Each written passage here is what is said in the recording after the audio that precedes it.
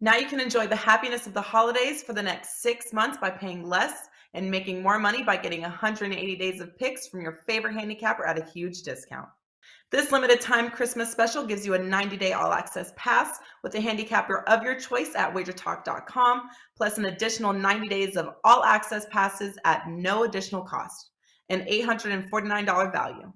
This comes out to just under $5 per day, includes all sports released and any 5% best bets, normally priced at $35 each.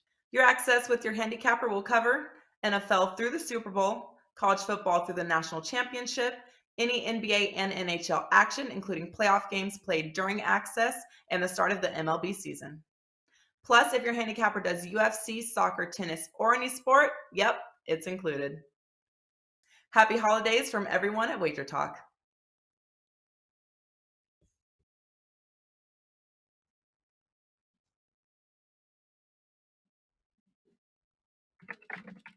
Hey guys, welcome in and happy Friday here. It is time to talk a little college hoops, the college basketball tip-off show powered by WagerTalk.com. As we got a lot of college going on right now. College bowl games underway on this Friday. Light card here today. However, going to be a packed weekend in college basketball. There are three intriguing matchups here tonight. We're going to break them down for you. We're going to do it with three of the very best over at Wager Talk. Two of the very best at Wager Talk, as Tony Mejia is here, Mr. Brian Leonard, and somebody left the door open. Who knows what walks in. Tony Finn in the house here, joining us on this Friday. Always a pleasure to see him. Tony Mejia, my friend, had to go last night for you, and I know you got you ready to go here. College football, college basketball, NBA. What's locked and loaded here tonight at Wager Talk? We've got a 5% NBA play going, and last night was pretty good. I mean, I all said and done, it was a decent night because it could have been much worse. I was sitting there throwing things at my TV because I was on the over in Kansas City and LA, and you know how that went with all the red zone scoring. But you know, at the end, it all worked out with millions of points in the final 8 minutes. So we did cash that over. Split my 4% plays in the NBA and hit my 4% play in college hoops. So we're on a nice run on 4% in college basketball. I think it's up to 6-0. Looking to continue that tonight. I did resist the temptation to be on this Liberty early Charlotte tournament. What is it?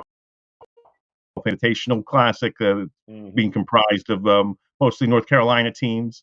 But there will be plenty of action. I think we're talking about two of the games today. So lots of fun. We got the Big East opener. We'll be talking about that as well with Villanova and Creighton. So, make room for college basketball on the buffet. It's coming here, and let that be a lesson, boys and girls. Never ruin the appliances until the game is done. That way, then you ruin the appliances prior to the game being over, things like that. Now you got to buy a new TV. What's going on, Brian Leonard? How's the week been treating you, man? What do you got going on for tonight heading into the weekend at WagerTalk.com? Yeah, everything's going well. I didn't get involved with either of the football games today. Nice 2-1 day yesterday.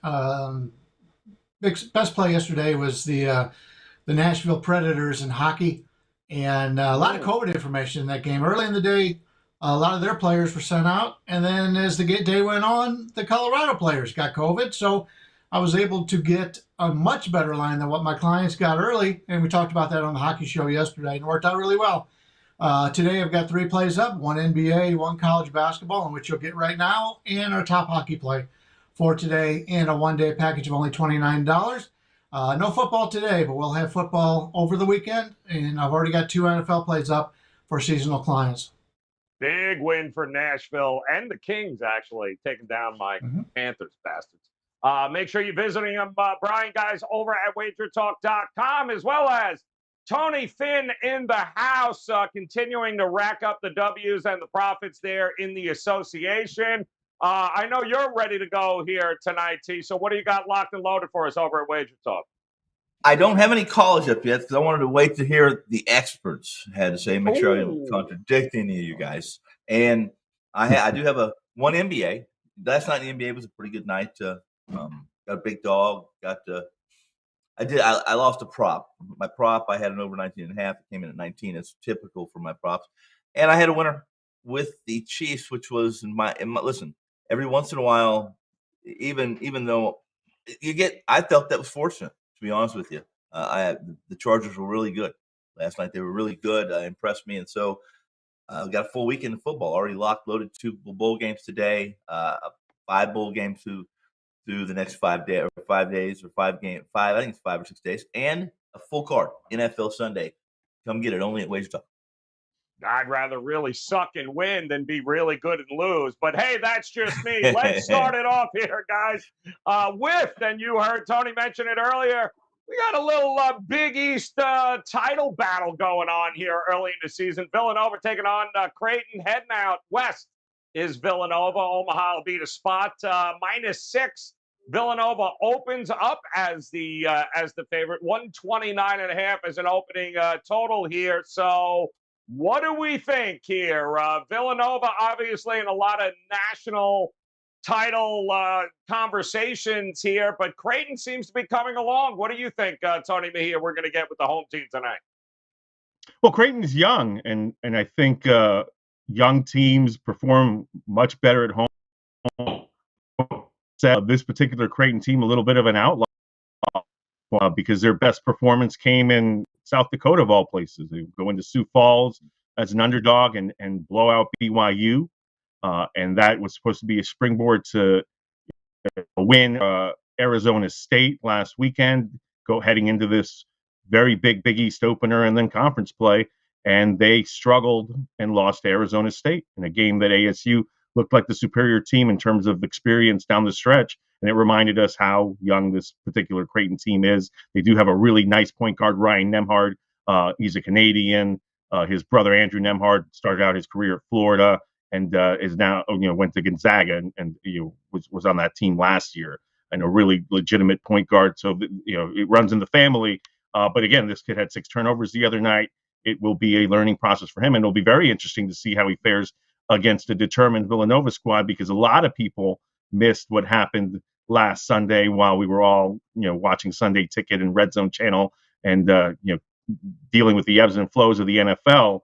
For Villanova was getting the doors blown out on them in Waco by the Baylor Bears, who held them to the lowest point total ever for an AP top 10 team. What was it, 36 points? And it was the lowest percentage of shooting percentage under Jay Wright, the lowest point total under Jay Wright. So they really did a number on them out in Waco. And this is the next game for Villanova. So we'll see how resurgent they are. I do think they'll bounce back. I like the experience factor, so I'm laying the points, but really a telling game for both teams. Yeah, it really is. It feels like it's it's that high school team, Brian Leonard, taking on some grown-ass men at the YMCA, because Villanova is some grown-ass men. What do you think? The future looks bright for Creighton if they can stay together here. What do you think their chances are tonight? Yeah, Tony talked about the game against Arizona State, and he thought they were the better team. If you look at the shot quality metrics after the game, they were the better team. They lose the game 58-57 to Arizona State, but they had a 74% post-game win percentage. There's a lot of, we always talk about in other sports, a lot of times where a team outplays the opposition and it doesn't show up on the scoreboard. I always like to look at the shot quality numbers to make sure that I'm not discounting a team in a game that they just didn't hit the shots they should have made. And that's what happened in Creighton. And Creighton's been a moneymaker for me this season. I've been very happy with this Creighton team. The only problem is they're playing a Villanova team, and we know Villanova just lost that game to Baylor, 57-36. Even the shot quality number said that was a true final, because they only had a 23% chance of winning that game based on their stats. The problem is for Creighton is the way to attack Villanova is in transition and catch and three-point shooting and off the dribble three-point shooting. Is Villanova defensive shot quality points per possession in transition ranked 252nd, in catch and shoot three-pointers 323rd, and off the dribble three-pointers 267th. The problem is those are the 3 weaknesses of this Creighton offense. Offensively for Creighton in shot quality points per possession, transition 302, Catch and shoot 3-pointers 283, and off the dribble 3-pointers 282.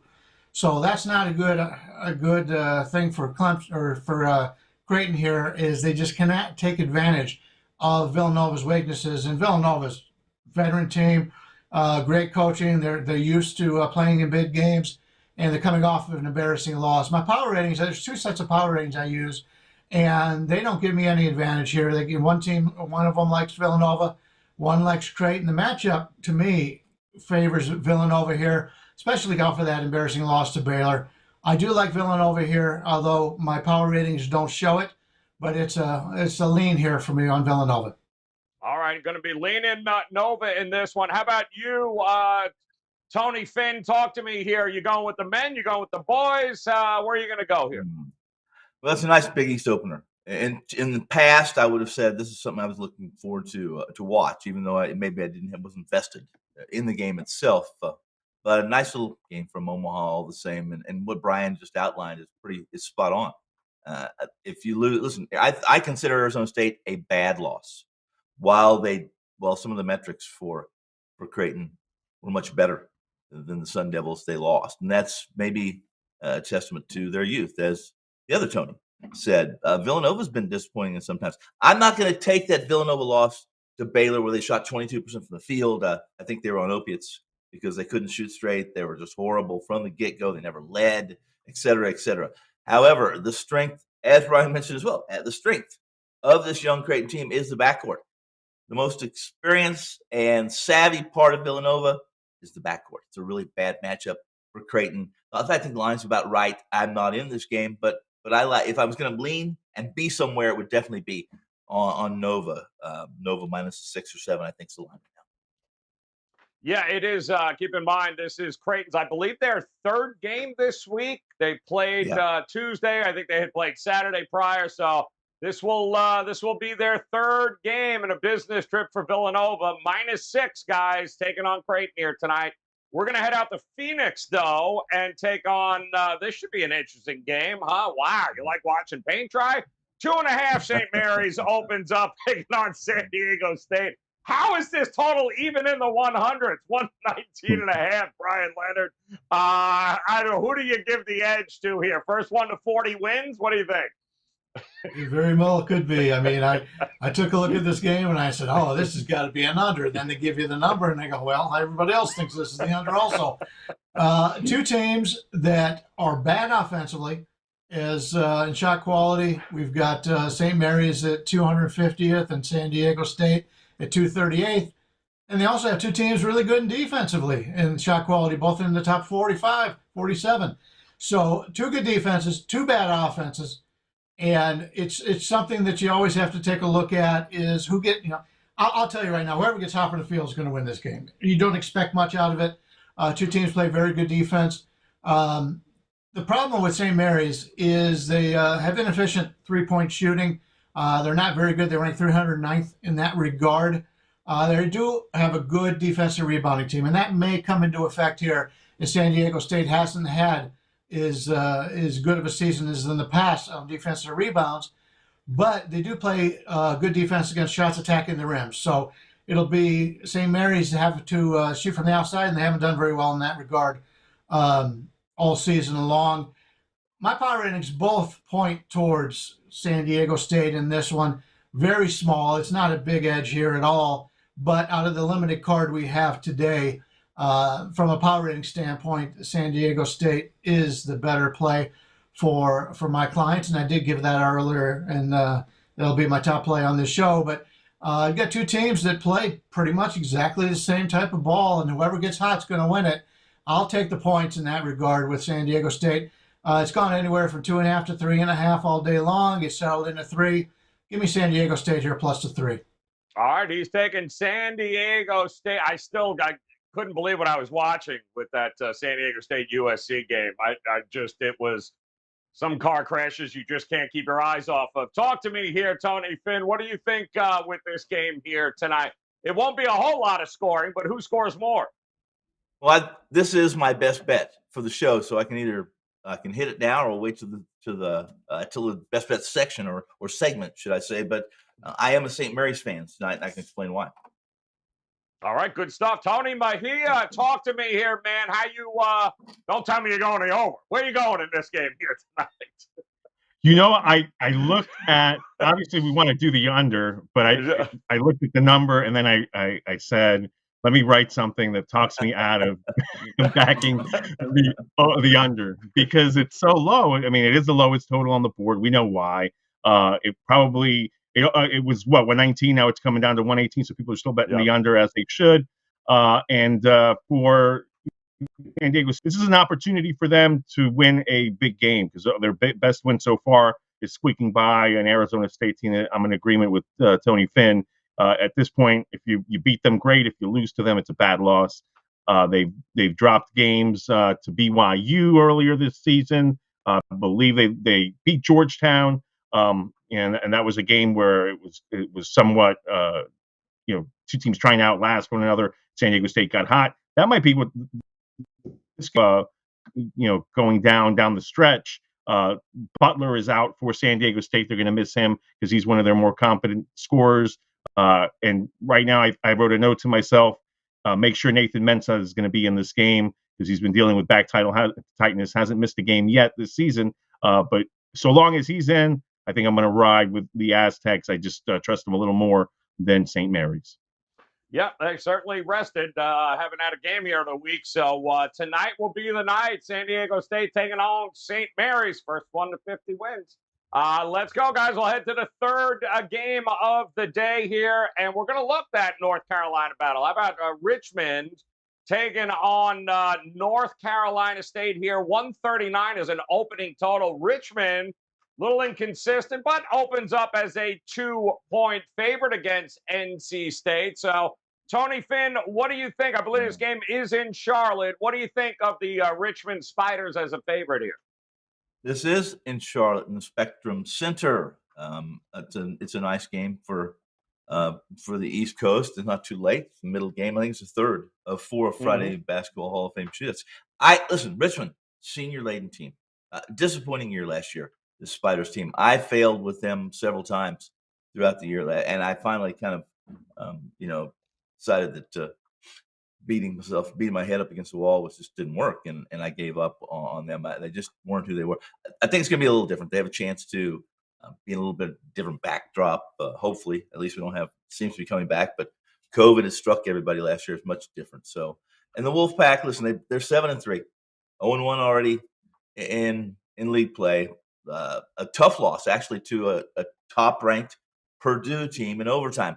I think I'm one of the few that believe that this Wolfpack team's a little bit overrated. They got a sophomore and this Seabron that's pretty darn good, but I'll take Richmond. They're well-balanced. They're spread out. They have guys. They have 5 guys on the floor. The starting the first 5. Any of the 5 can really lead this team in scoring. That kind of a balance against a team that's at least one player heavy, or at least top heavy with one player, and how you pronounce it? Is it Dirion? I guess Dirion Seabron. So give me Richmond. Give me Richmond in Charlotte, and probably what's going to be obviously a Wolfpack heavy audience. I like Richmond.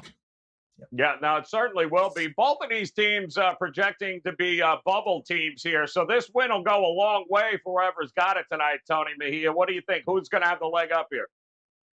I don't know who's going to have the leg up here. My best bet is on this total. So I'll expand on this game a little more a little later. But it is a really fun matchup. I made it a pick 'em, so I don't have you can whip out the Switzerland flag, except that is NC State's colors, and we don't want to mislead our viewers. So let's just say that I will pass on this game.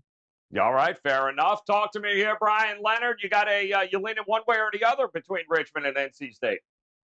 Well, since Tony wouldn't comment on the total there, I'll probably take a look at it, and hopefully we're on the same side here. You've got an NC State team who's lost to Oklahoma State, Louisville, and Purdue. So it seems like when they step up in class, they've struggled a little bit like that. Richmond's one of those teams that has actually been they've been a pretty good team, and they should be even better. They've had a couple of coin flip games go against them here. But when I take a look at the way these teams like to produce, Richmond is actually number 2 in the country in offensive shot quality, points per possession in the half court. And when I take a look at NC State, they're in the hundreds defensively on the half court. They're not very good defensively in transition.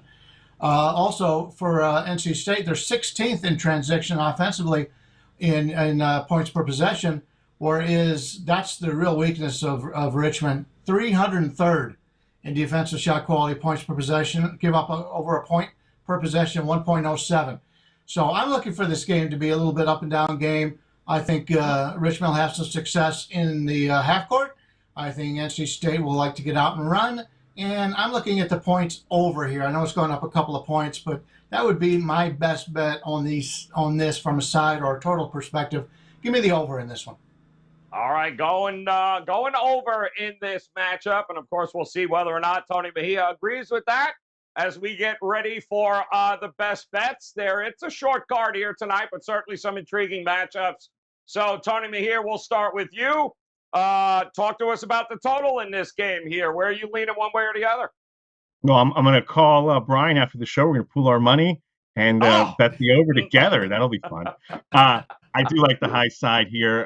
He actually illustrated very nicely why the transition game for NC State. Kevin Keats wants to run whenever possible. That's as his pace in practices. That's how comfortable NC State feels with that, and they really don't like to get bogged down in the half court because their shooters are.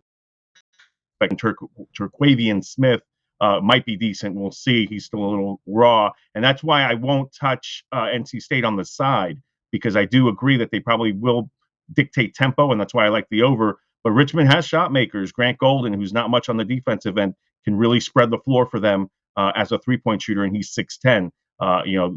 Jacob Gilliard, the veteran guard, is one of the better defenders in the A10. He'll be able to create some easy baskets via turnovers. He'll pick the pocket of the younger NC State guards. And so I think we'll get a game down the stretch that gets extended. Really like the high side here. Sebron and Jericho Helms have done a really nice job keeping NC State in games. I mean, let's remember that they lost Manny Bates right before the season started, which essentially changed the outlook for that entire team.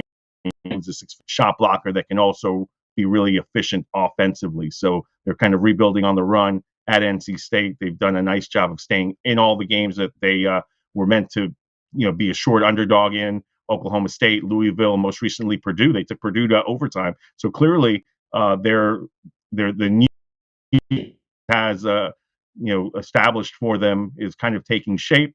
I don't dismiss the fact that they could win this game outright. It's interesting to see them as a 1-point dog, but the over is the play here, and really like this total. All right, he is going with the over. So, Brian, you and him are apparently pulling your money. You're going in the over in that game. Where might you be leaning for a best bet here tonight? Yeah, Tony mentioned that he liked the high side. Tony Finn didn't have an opinion on the total, but if you know Tony, he always likes the high side, if you know what I'm saying. Oh, love it. We talked about this a little bit earlier, so I'll keep it short because I know Tony likes to elaborate on his best bet. So we'll go with San Diego State plus the points. Two bad offenses, two really good defenses. If you're going to give me 3 points, I'll take it with San Diego State, and hopefully we'll win this low-scoring game. So let's turn it over to Tony and see what Tony's got here for his best bet. Can't wait it. You going high? I mean over. Where are you going, Tony? What are you going with? I'm on. Listen, I'm really liking St. Mary's for a couple reasons, and what's been outlined for this game's accurate. I mean, under normal circumstances, I believe this is two teams that have the slowest paces almost in Division I basketball. They don't score much. They don't take much shots. Be quality shots. However, Butler, who Tony mentioned, the other Tony mentioned, is key. He's a key loss. This is a guy that was one of the three freshmen from last year that kind of moved forward. Lamont Butler, we're speaking of. He won the 5th position. Believe it or not, there's a lot of talented defenders on this team.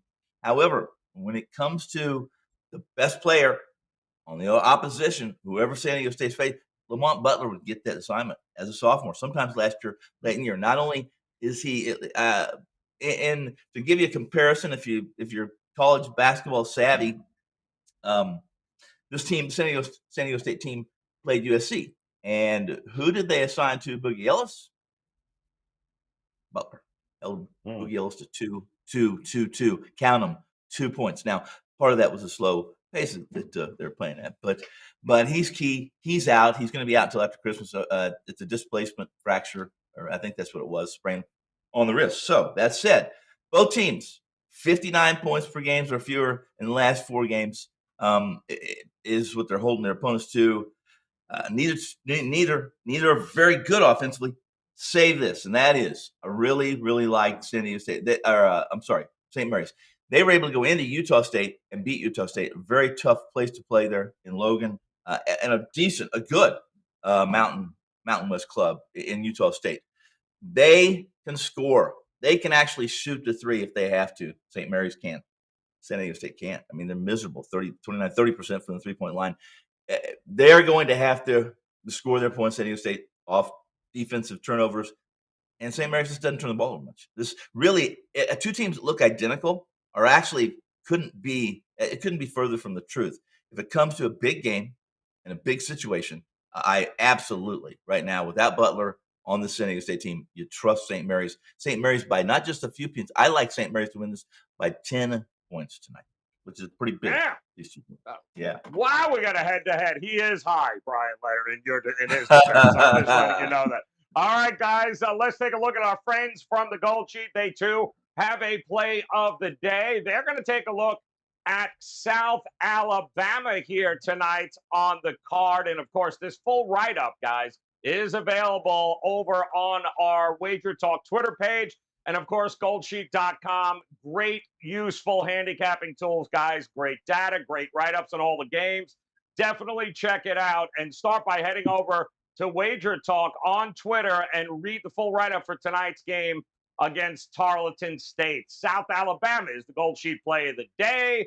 I am going to look for a letdown from a very strange non-conference game, but I'm going to look at Pacific just ended up beating UC Santa Barbara. Big win for this very young program. But, yeah, we've got North Dakota State coming to town. And let's face it, they're in Fargo.